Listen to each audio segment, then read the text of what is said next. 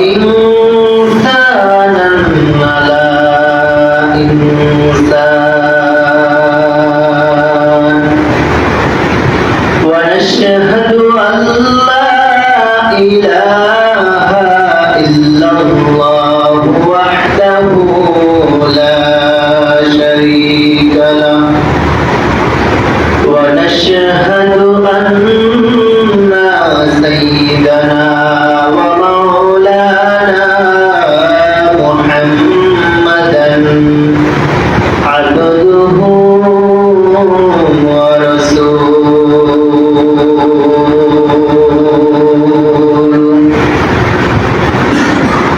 الذي أرسله الله تعالى بالحق بشيرا ونذيرا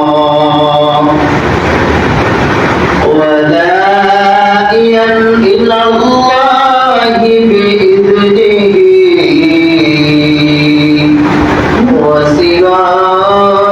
وسراجا منيرا أما بعد فأعوذ بالله من الشيطان الرجيم بسم الله الرحمن الرحيم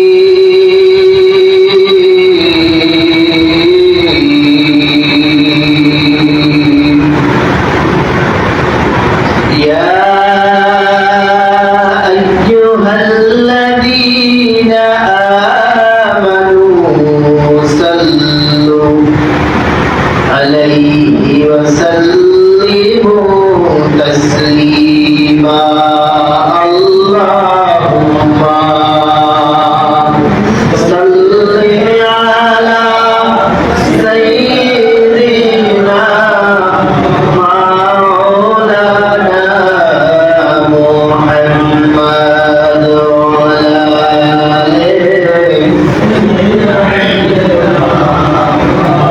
مولانا محمد اللهم صل على سيدنا مولانا محمد وعلى آله سيدنا مولانا محمد রবেরই মরর বুকে গেল রে গেল সে যে মোদের হাবিবুল্লাহ মুহাম্মদ রাসূলুল্লাহ বলাগাল উলা বিকামালিহি কাশাফাদ দুজা বিজামালিহি হাসনাতু জামিউ সিসালিহি সাল্লু আলাইহি ওয়া আলিহি বলাগাল উলা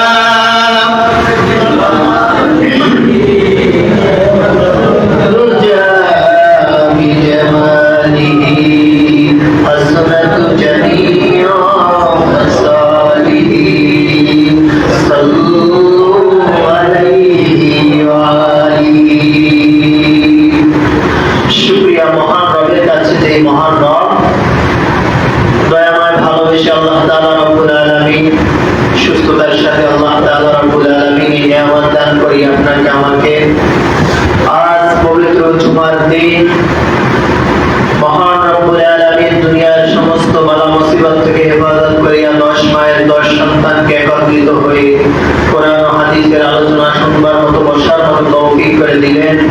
এজন্য মহান রব্বুল আলামিনের দরবারে একবার কালিমাতুশ শুকর উচ্চারণ করিয়া শুকরিয়া আদায় করিয়া বলি আলহামদুলিল্লাহ। আল্লাহ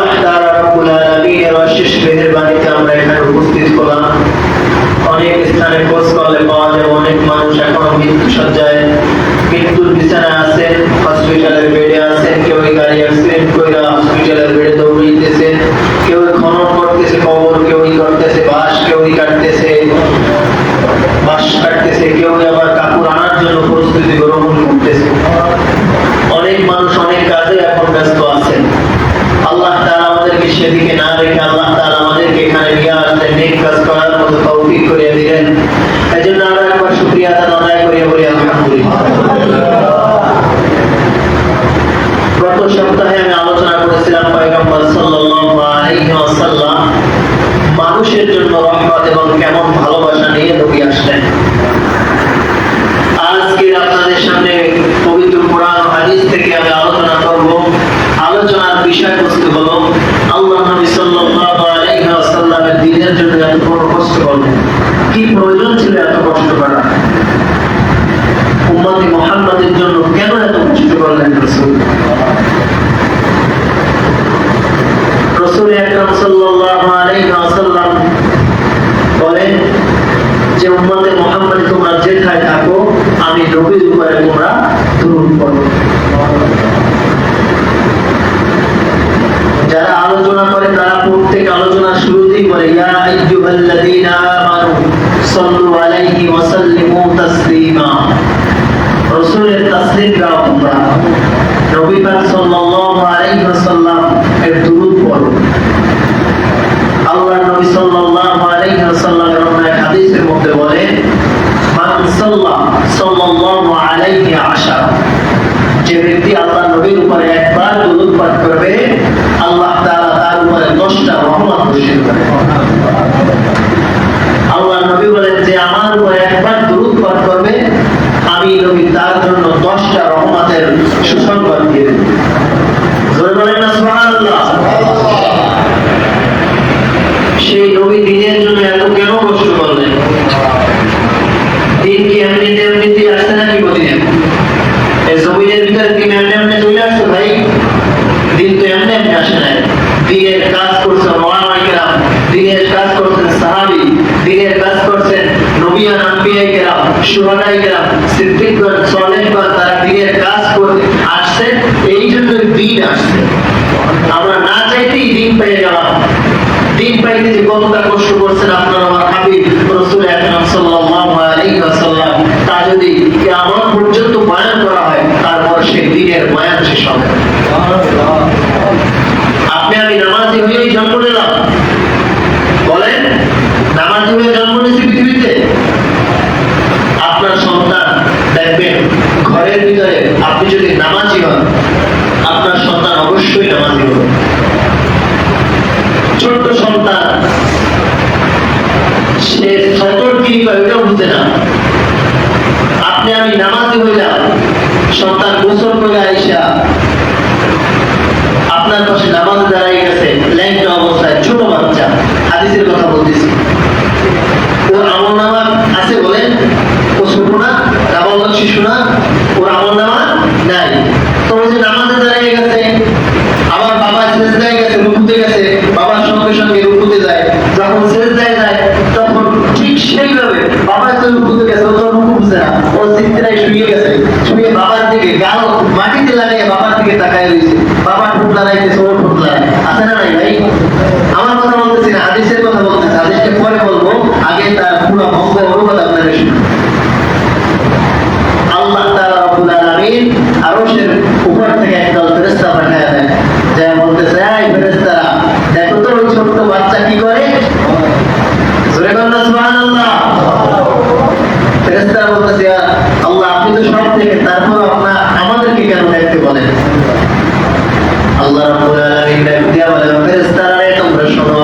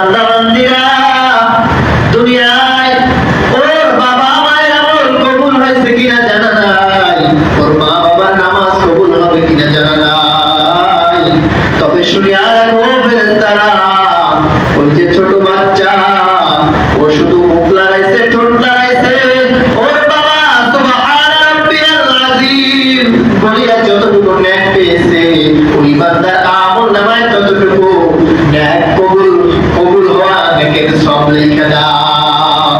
কার আমল নামায়? মা বাবার আমল নামায়। কারণ ছোট বাচ্চা তো আমার নাই, কোথায় লাগবে?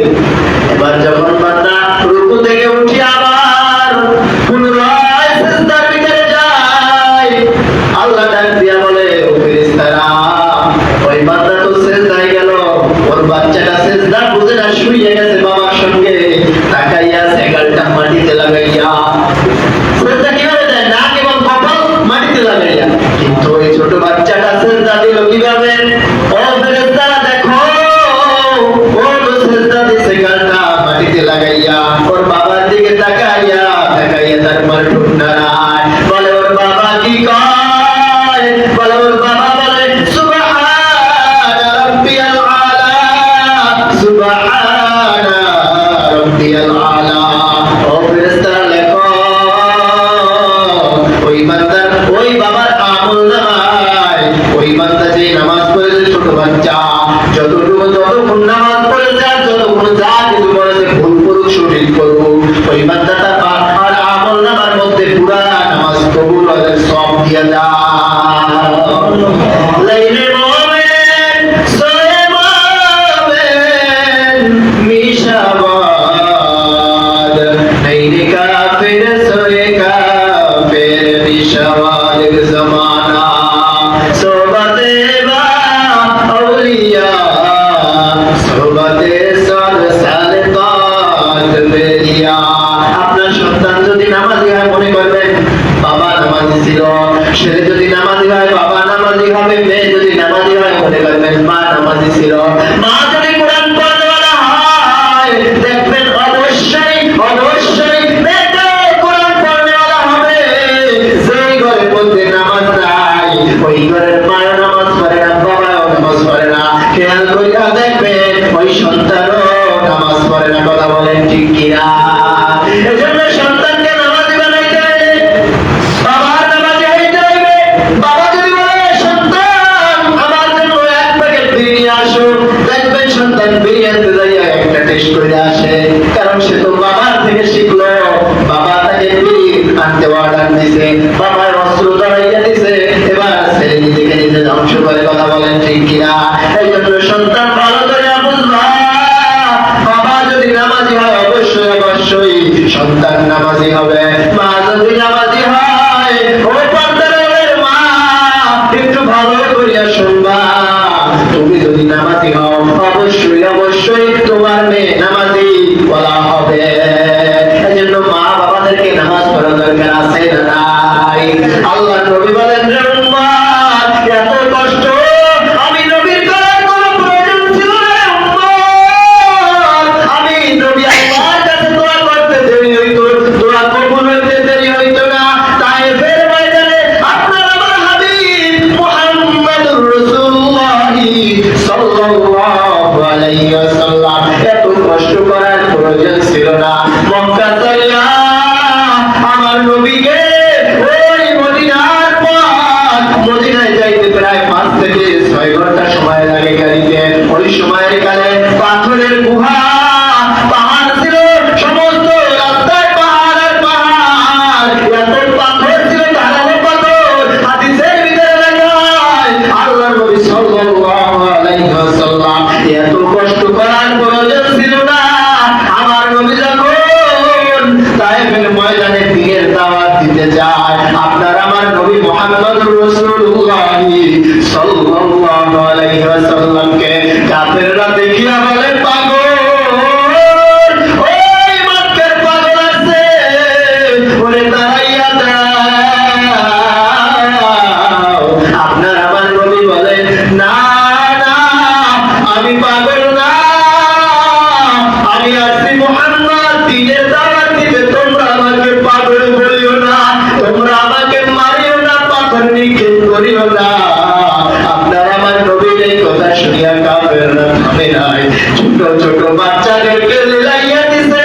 হাদিসের ভিতরে আছে, নবী বলেন, এত পরিমাণে আমার কষ্ট দিল, আসমান এবং জমিনের মধ্যে যত ফেরেশতারা ছিল সব ফেরেশতারা কাঁদছিল দুই সময়।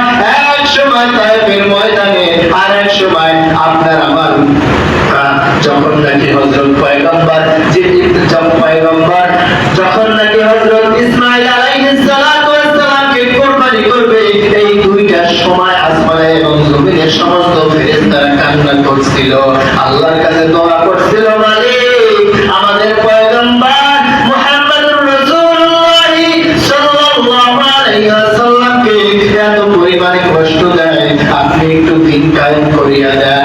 আপনার আমার নবী হাত উঠাইতে দেরি হইতো, দিন কায়েম হইতে দেরি হইতো না, কিন্তু তারপর আপনার আমার নবী দোয়া করেন নাই। কেমন এমন নবী আমার, ছোট্ট বয়সে বাবা হারাইছে, কিছুদিন পরে মা হারাইছে, তারপর নবীর মধ্যে কোনো এমন ছিল না যে নবী মানুষকে কষ্ট দিবে। আর আপনি আমি রাসূলের উম্মত হইলাম, কেমন উম্মত! আপনার আমার দ্বারা মানুষ কষ্ট পায়, মানুষ আপনাকে আমাকে গালমন্দ করে, ওই দোস্ত কেমন নবীর উম্মত আপনি আমি হইলাম। পয়গম্বর জিবরাইলের কাছে আয়েশা বলতেছে, জিবরাইল আয়েশা বলতেছে, ইয়া রাসূলুল্লাহ, ইয়া হাবিবাল্লাহ, আপনি একটু বলেন এই তায়েফবাসীদেরকে এমন ভাবে ধ্বংস করিয়া দিব, জমিনকে উল্টাইয়া দিব, জিন্দেগিতে আর এরা বাঁচতে পারবে না। ও নবী আপনি একটু বলেন। আপনার আমার মায়ের নবী চোখ থেকে পানি ছাইড়া বলতেছে, জিবরাইল না না,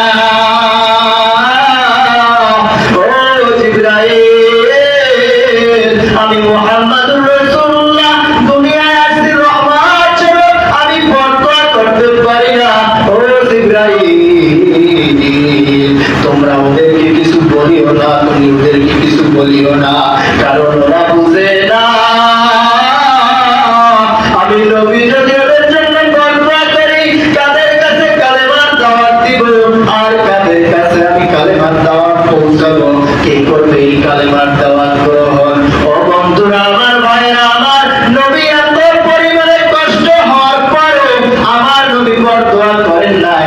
তায়েফের ছোট্ট ছোট্ট বাচ্চারা আমার নবীর গায়ে পাথর মারতে মারতে মারতে মারতে এমন অবস্থা কইরা ফলাইলো, ওই তায়েফের রাস্তা দিয়া আমার নবী যাইতেছিল, রক্তাক্ত অবস্থায় জুতা মোবারক পর্যন্ত আটকে গেছে আমার নবীর পায়ের ভিতর দিয়া।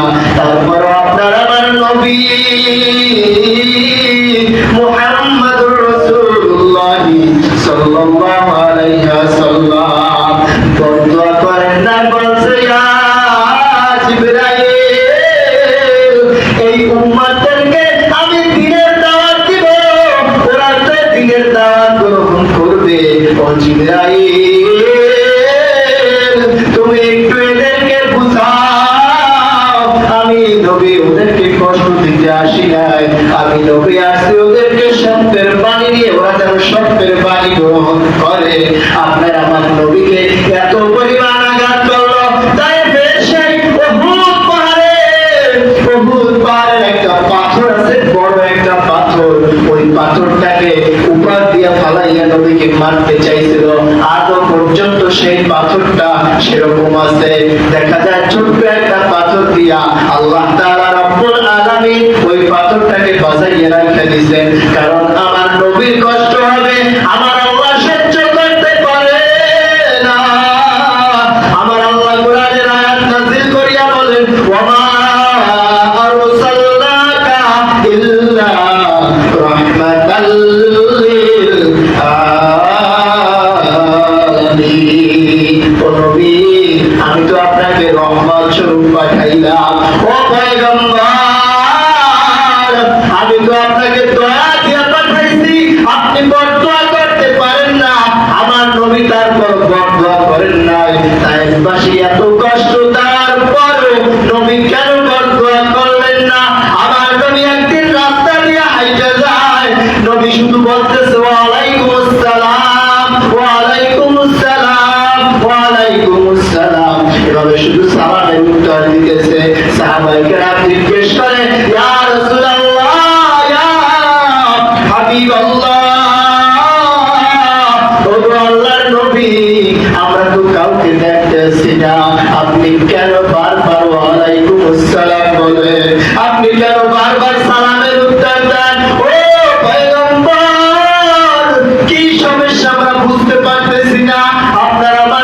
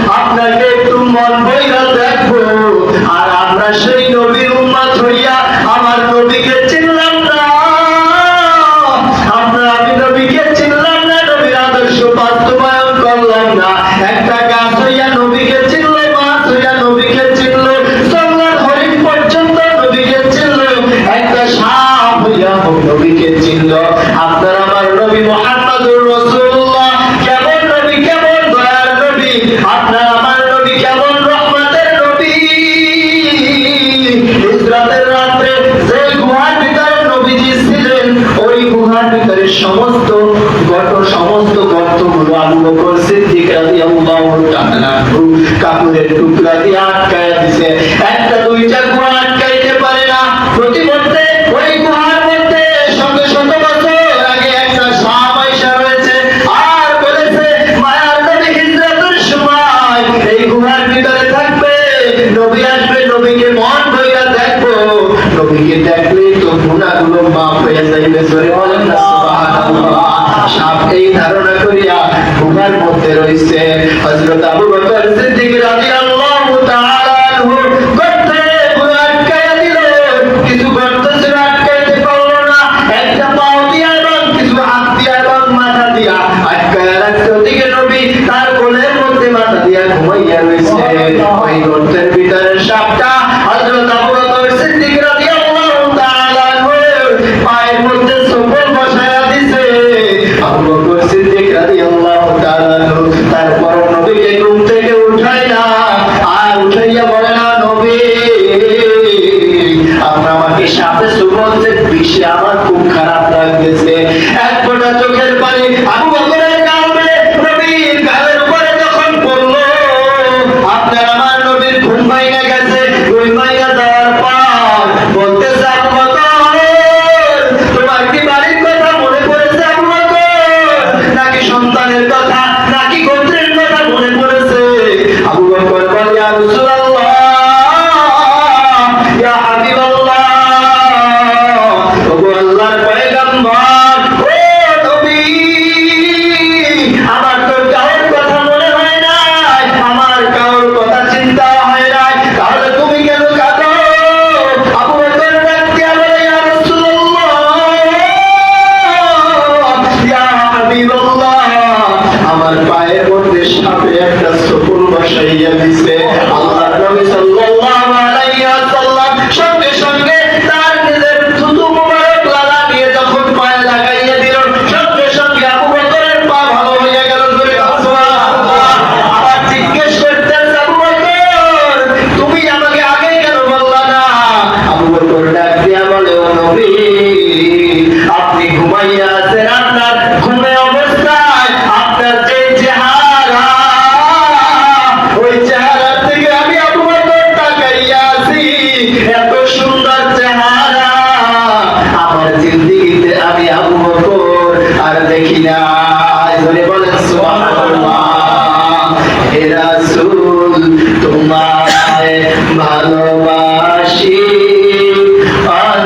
অন্তরে, শুধু মুখে নয়, জান্নাতের আশায় নয় রাসূল, জাহান্নাম কেউ ডরি না।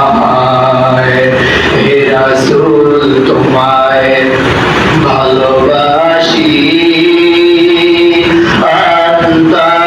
অন্তরে, শুধু মুখে নয়, জান্নাতের আশায় নয় রাসূল, জাহান্নাম কেউ ডরি না। তোমায় পাওয়ার আশায়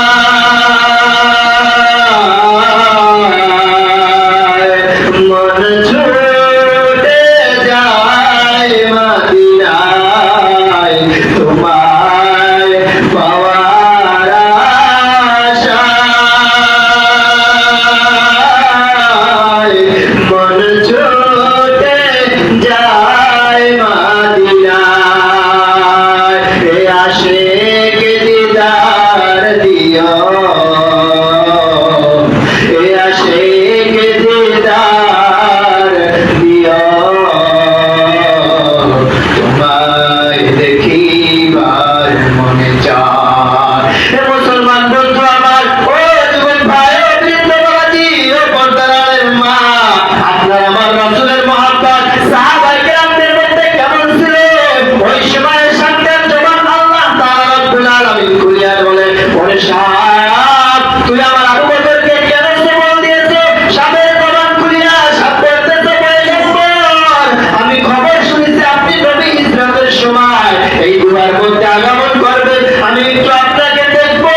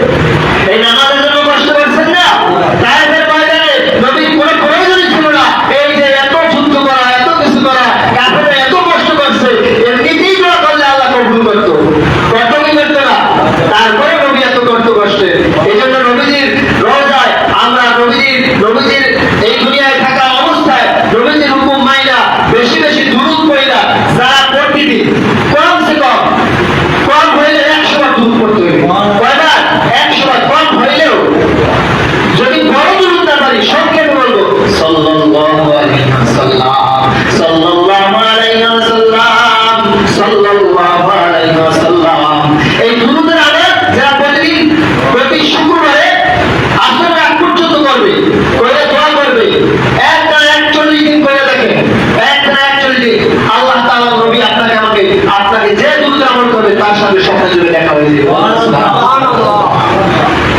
এই জন্য যতদিন বাঁচবো ততদিন এই দুরূদের আমল করবো তো ইনশাআল্লাহ। ইনশাআল্লাহ করবো তো। অনেক টাকাওয়ালা আছে, মদিনায় যেতে পারে না, অনেক টাকাওয়ালা, অথচ গরিব, রিক্সা চালায়।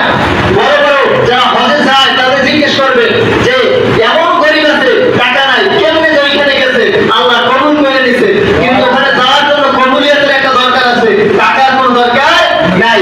ইনশাআল্লাহ আমরা আশা করতে পারি যে সবাই মদিনায় যাবো। সবাই মদিনায় যেতে রাজি আছি তো ইনশাআল্লাহ?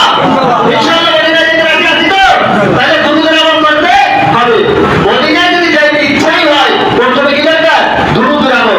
আজ থেকে আমরা নিয়াত করি যতদিন বাঁচবো প্রতিদিন কমসে কম 100 বার দুরূদ পড়বো, ছোট দুরূদ পড়বো সাল্লাল্লাহু আলাইহি ওয়াসাল্লাম। আর সাগর পারি দিব নাই কই আমার তরি, পাখি নাই যে উড়ে যাব ডানাতে বড় করি। আরব সাগর পাহাড়ি দিব নাই কই আমার তরি,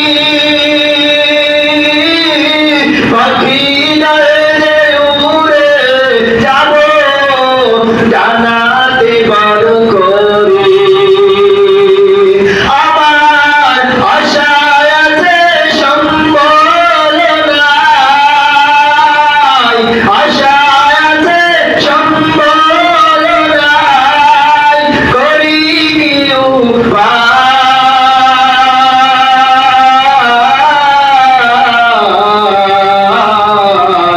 মনে বড় আশা ছিল যাব মদিনায়।